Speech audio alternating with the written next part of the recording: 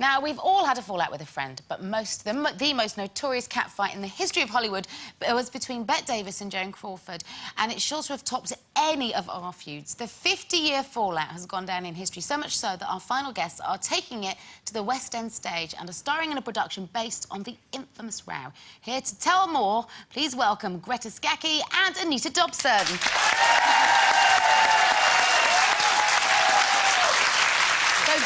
So who's Bette and who's Joan? I'm Betty.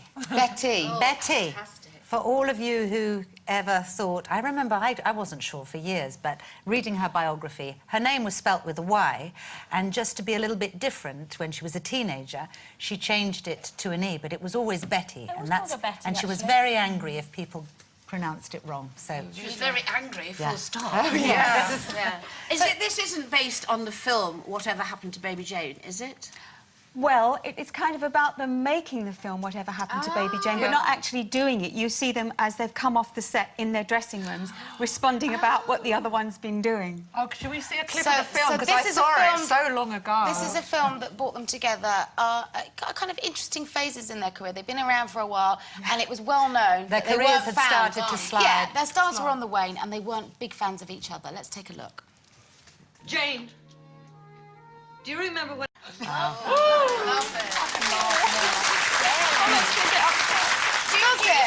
Do you actually see snippets from the film, then? Oh, right. No. Why did that make you emotional? Yeah, very emotional, because it's a story of two sisters who grew up together and ended up out of jealousy and hate, doing terrible things to each other, and I find it very moving at the end when she tries to appeal to the better side of her sister, and by then it's too late. She's too far gone. Too far gone, so, yeah. So talk us through the intricacies of this relationship, and why do you think it works so well that it can hold a whole performance, a whole play? Because it's just the two of you, isn't it? Yeah, it's like two interwoven monologues, so we get to see a really detailed portrait of each of these two actresses who actually had a hell of a lot in common. I mean, being in the industry at that time when there was the change from the silent movies into the talkies, and when there were those big studio moguls, it was very much a male-run world, and women had to be glamorous, and they were both trying to fight to keep their stars high. They both had 4 failed marriages and children that they adopted, who both had daughters who turned against them and wrote slanderous books about them as mothers. It was incredible how much they had in common, but they approached their work and their lives and their womanhood in very different ways.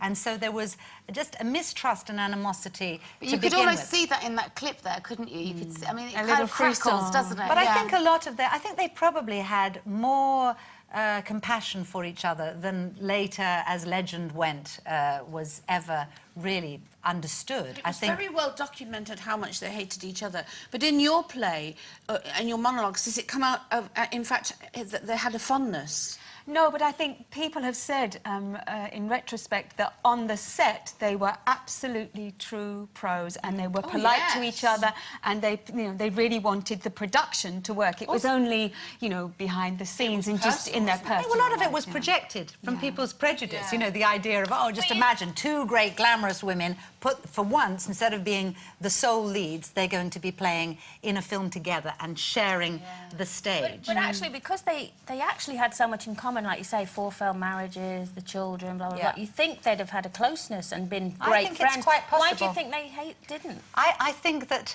they actually had more of a closeness in reality. I mean, we explore it I think it's explored very well in the writing. It's a very well-written new play by this very talented young man, Anton Burge. And as we work on it, and we're still very much in the exploring stages at the moment, we've just got a couple of weeks and a lot of lines I've never... You're not taking any of this personality home, are you? But when you get to the end of the day, do you find you taking any of this? Strangely enough, I find it, I don't know about you, but I find it exhausting. It's absolutely exhausting because they're so intricate, the pair of them. They're complicated women, and they're complicated women who were huge stars and deeply talented, both of them. And there was this kind of, as you say, this crackling animosity. They were rivals to the end, but as Greta says, there underlying respect for the two of them. And it does kind of... And also, I think Joan did... She said she tried to be friends. It was you know. Joan, after all, who had the idea. For the She play, found the yeah, script. for the script of and Lady she Jane. chose Betty, was her dream colleague. So she actually came to Betty very graciously and enthusiastically, and apparently Betty was a bit cold. with her. Was that? Oh, but listen, nobody else in Hollywood would have played that part except Betty Davis. But they had to be very powerful, didn't they? Because in that period, to survive, they had to be the hardest women in the world. And so that must have coloured it, because they all wanted the same parts as well. Yeah. But to get two Not parts... in this one, because Joan No, not in this. actually This took is the it, only one. Yeah, for her Yeah. to play Jane. It sounds fascinating, and it sounds like you've got a lot of work to do as well, ladies. Good luck with that. The Arts Theatre in London is where you can see the play. It opens on the 5th of May to the 25th of June. Best of luck with it. Thank you so you. much, Greta. Thank you. And Anita.